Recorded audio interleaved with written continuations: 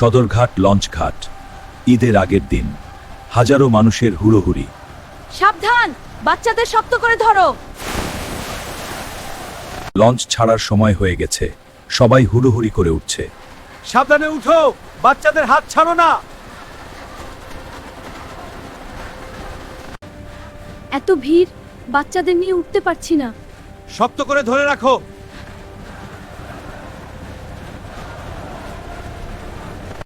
হুড়োহুড়ির চাপে গেটের কাছে ভারসাম্য হারিয়ে অনেকে পড়ে যাচ্ছিল। সাবধান, আমরা পড়ে যাব। হঠাৎ একটা বড় ধাক্কায় অনেক মানুষ পানিতে পড়ে গেল।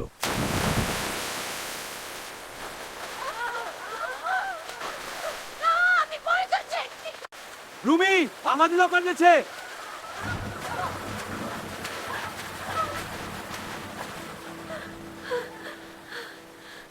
লঞ্চের কর্মীরা দ্রুত লাইফ বয় ছুড়ে দিল, কয়েকজনকে উদ্ধার করা হলো। রুমি,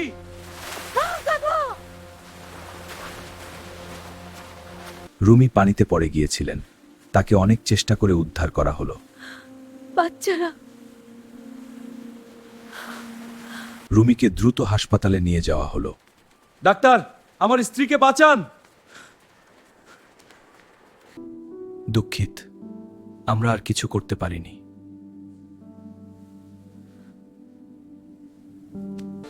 রুমি, তুমি চলে গেলে আমাদের ছেড়ে।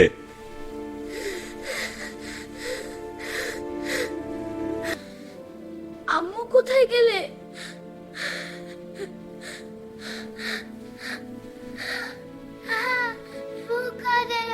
ঘটনার পর গ্রামে শোকের ছায়া নেমে এলো।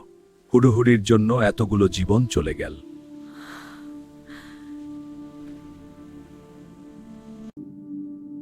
আমাদের সংসার এখন অসম্পূর্ণ। হুড়োহুড়ি করে কোনো লাভ হয় না।